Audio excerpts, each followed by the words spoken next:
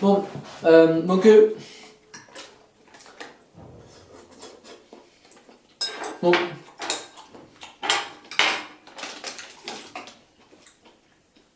donc la caméra s'est arrêtée, je sais pas à quel moment, mais c'est pas grave. Donc, bon, je disais que peut-être que mon sujet ça pourrait être le hors-sujet par exemple, mais peut-être que la question du sujet se pose pas et que pour l'instant on s'en fout et qu'on verra à la fin. Ce qui me pose plus question, c'est la méthode. C'est-à-dire que ce que je disais, c'est que je pars de l'idée que la pensée, c'est pas quelque chose qui est surnaturel et qui arrive comme ça, mais elle est matérialiste, elle est construite matériellement. Et que la pensée, elle vient d'abord, elle est une émanation du réel, enfin, elle est une émanation qui dépend de ses conditions de production. Une pensée qui est écrite, elle dépend du fait d'être écrite. Une pensée qui passe par une caméra, eh bien, elle va être différente parce qu'elle passe par une caméra. Et voilà, une pensée en fait est dépendante de sa condition de production même de sa pensée. Et donc du coup, il ne s'agit pas de savoir quel sujet on veut faire, il s'agit de savoir par quelle méthode, par quel médium, par quels outils en fait. Et comment elle va se générer. Donc c'est la question de la méthode qui est importante d'abord. Voilà. Et moi du coup niveau méthode, ce que j'aimerais c'est une méthode qui... Enfin, c'est ça qu'il faudra que je définisse plus précisément peut-être pour la formaliser et pour la nommer. Je pense qu'en fait que si je gagne entre guillemets c'est... Enfin...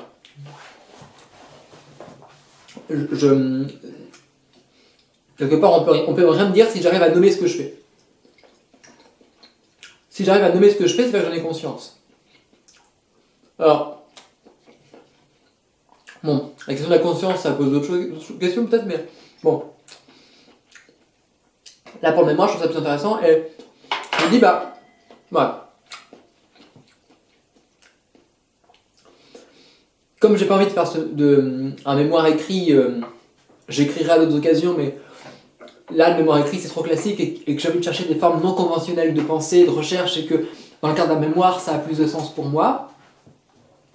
Je me disais aussi que je ne veux pas faire un mémoire forcément, ce que j'y ai pensé, mais je ne veux pas faire un mémoire qui soit une synthèse de ce que j'ai fait jusqu'à maintenant, qui soit une espèce de rétrospective d'Athan Serrano, parce que bon... Mais plutôt un mémoire qui ouvre, un mémoire qui, en se nourrissant de ce que j'ai pu faire avant, pourquoi pas bien sûr, mais ouvre d'autres champs de recherche et soit en fait un catalyseur, soit un moment, une manière d'ouvrir vers d'autres champs. Et que quelque part il soit pas fini, enfin que bon, que au moment où je le rends, il ouvre plus de portes qu'il enferme quoi. Voilà, il pose pas mal de questions et il ouvre des champs quoi. Voilà. Donc voilà. Il ne s'agit pas de faire le tour d'un objet mais au contraire de trouver des chemins, des passerelles qui mènent vers autre part. Il s'agit d'ouvrir des chemins en fait. Donc des lignes de fuite. Voilà. Et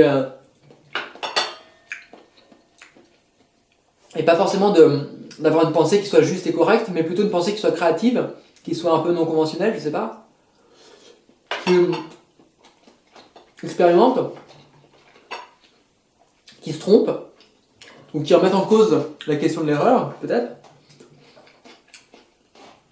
Parce que s'il n'y a pas de vérité, il n'y a pas d'erreur. Et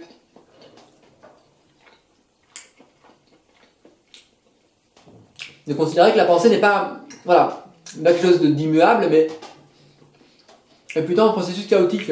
Et d'accepter ce chaos-là, d'accepter cette un peu côté un peu impermanent de la pensée.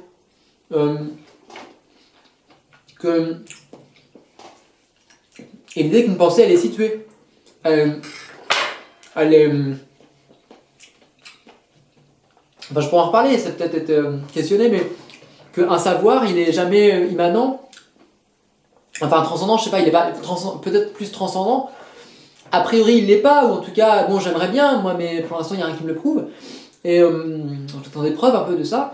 Et qu'en fait il est certainement plus situé, il dépend sûrement plus de celui qui le dit. Et que si on pense dans un registre qui n'est pas un registre rationaliste, rationnel, cartésien, je veux dire, si on pense depuis la position, depuis une position d'un autre genre, d'une autre orientation sexuelle ou désirante, si on pense depuis notre identité, depuis notre position sociale, depuis notre position de manière plus générale, dans un espace, de manière générale, de toute façon, hein, ou si on pense avec d'autres méthodes, et ben on va penser différemment. Et c'est plutôt une pensée différente que je recherche. Je ne cherche pas une pensée juste ou équitable ou correcte, je cherche une pensée différente. Voilà. Et dans son mode dans son résultat, mais aussi dans son mode de cheminement. Et j'ai envie que cette pensée-là elle soit en accord avec mes recherches, avec mes convictions aussi politiques et de ce que c'est que le réel, c'est-à-dire une espèce de... Enfin, je sais pas ce que c'est que le réel justement, mais de pouvoir le toucher, de pas vouloir le contraindre. D'être dans un moment où justement on laisse faire les choses, on est dans un moment où il y a une extimité, quelque chose qui d'un seul coup sort de lui-même et il y a quelque chose qu'on ne contrôle pas. Et en fait, j'aimerais que ce mémoire, quelque part, j'en sois pas l'auteur. J'aimerais que ce mémoire, j'en fixe le cadre, si vous voulez, mais pour le reste, il s'échappe de moi. J'aimerais que je puisse dire des choses, tenir un discours qui ne soit pas de moi. Voilà. Mais qu'en même temps, ça passe par mon corps, ou par des objets. Et comment finalement... Parce que ça va être ça en fait le mémoire, je crois. Ça va être mettre en place un cadre particulier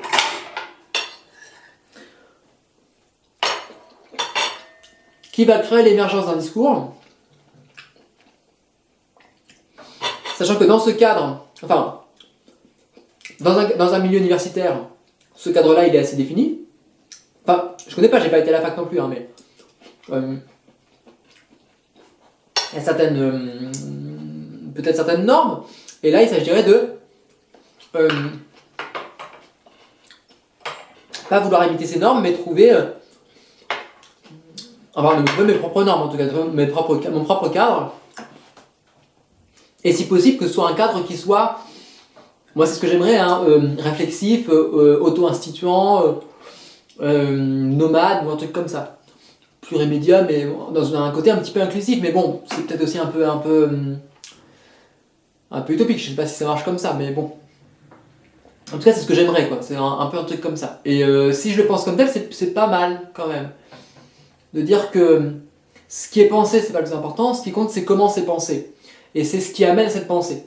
C'est-à-dire les conditions de production même de la pensée. Et donc voilà. Alors, ce que je peux faire aussi, c'est donc nommer le cadre et situer à chaque fois. Alors, donc comme je disais, c'est si je veux faire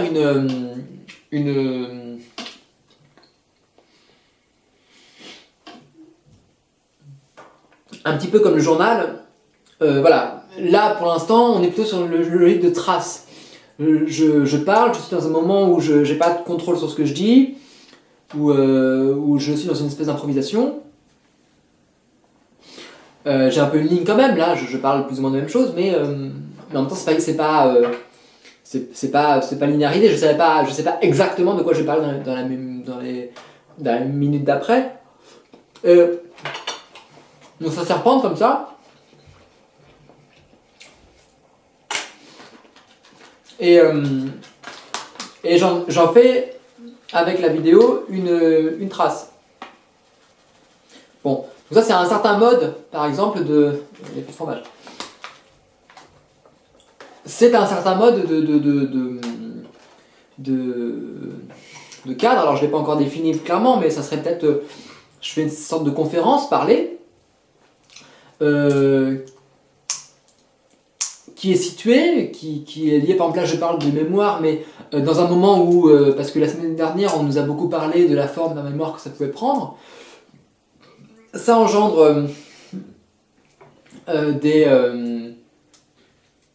réflexions, des émotions aussi, parce que bon, je vais m'énerver parce qu'on me demande de faire un sujet, même si, bon, c'est pas tellement que je suis énervé, c'est juste que je me suis énervé par avance en imaginant qu'on me le reproche lors du retour du mémoire, alors que bon, en fait, mais c'est intéressant parce que quand je m'énerve, c'est là aussi où je construis de la pensée, par exemple. Et encore, bon, je m'énerve pas non plus très violemment, ça va, hein. Mais je sens qu'il y a quand même un petit fond de frustration derrière ça. Et puis en même temps, je fais à manger, par exemple. Alors, est-ce que le fait de faire à manger influe ou pas? Je sais pas, mais en tout cas, dans ce que je dis, je veux dire, mais en tout cas, ça crée des temps de silence, et ça change le discours aussi, et même dans la réception, ça change. Donc là, voilà. Et après, ces choses-là sont captées ici par une caméra. Je fais pas un travail directement sur la vidéo, mais il y a un... Là, c'est comme si c'était un peu une sorte de performance, on peut dire, en tout cas d'une action, d'un geste qui est fait, que je parle, ce que je pourrais parler aussi tout seul. Je pourrais parler sans qu'il y ait de caméra, par exemple. Voilà. Mais là, il y a une caméra, donc ça la prend, et en plus, ça donne une légitimation à mon discours. Sinon, ça veut dire que je parlerai tout seul. Et ce discours-là, après, je pourrais peut-être le revoir plus tard. Donc on aura ici un deuxième temps de revisionnage. Bon. Mais je peux aussi ne pas le voir, parce qu'après tout, je peux me dire, je vais pas envie de perdre du temps à revoir tous mes films, parce que ça fait beaucoup, et je pourrais juste passer mon temps à parler. Pour avoir une sorte d'écologie attentionnelle, pourquoi pas? Pourquoi pas? Bon. Voilà, bon. Là, pour l'instant, ce que je vois, mais c'est à voir, pour l'instant, je capte les choses et tout. Donc, c'est de pouvoir situer cette vidéo-là. Donc là, nous sommes le 7 mars. Il est 20h49. Et puis, c'est bien. Et nous sommes donc dans mon appartement et je fais à manger. Et